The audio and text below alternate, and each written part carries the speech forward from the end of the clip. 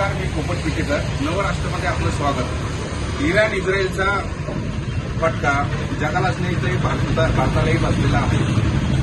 गॅसच्या दरवाढीमुळे आता लोक अहिल्यानगरमध्ये चुलीवरती जेवण बनण्याची प्रक्रिया सुरू करताना आपल्याला दिसून येत आहे. आपण अशाच अहिल्यानगरमधील बालिका संघ रोडमध्ये आहोत. एका हॉटेलमध्ये गॅस टंचाईमुळे आता चुलीवरती जेवण बनवताना आपल्याला पाहायला मिळतंय. या संदर्भात आपल्या मेसच्या काकू आहेत, त्यांच्याशी बातचीत करणार आहोत.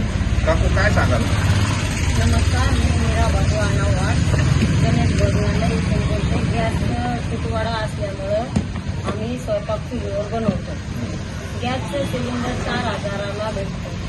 तर आमच्याकडं 800 ते 900 मध्ये लोकसंख्या जास्त असल्यामुळं आम्हाला हे जेवण 4,000 सिलेंडरचे टाकी घेऊन परवडत नाही. आम्ही तर एका टायमाचं जेवण 35 रुपयामध्ये तर मग आम्ही आता लाकडावर स्वयंपाक करू राहतो. आता गॅसची टाकी तुम्हाला कितीला मिळते? 4,000 एक टाकी मिळते. आणि एक टाकी किती दिवस येते तुम्हाला?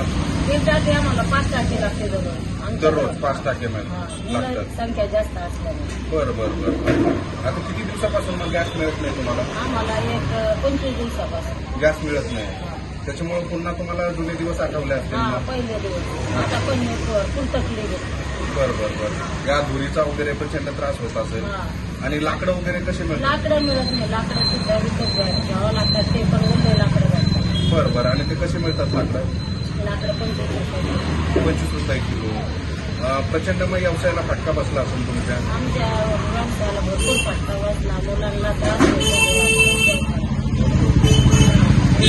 आपण बघू शकता की गॅसच्या तुटवड्यामुळे किंवा गॅस मिळत नसल्यामुळे मोठ्या प्रमाणात इथं व्यावसायिकांना फटका बसल्याचं दिसून येत आहे. पण हे शाळेतले विद्यार्थी असतील किंवा कॉलेजचे विद्यार्थी असतील, यांच्या मेस चालू ठेवण्यासाठी आता त्यांनी पुन्हा चूल पेटवल्याचं पाहायला मिळत आहे. पोपट पिटेकर, अहिल्यानगर.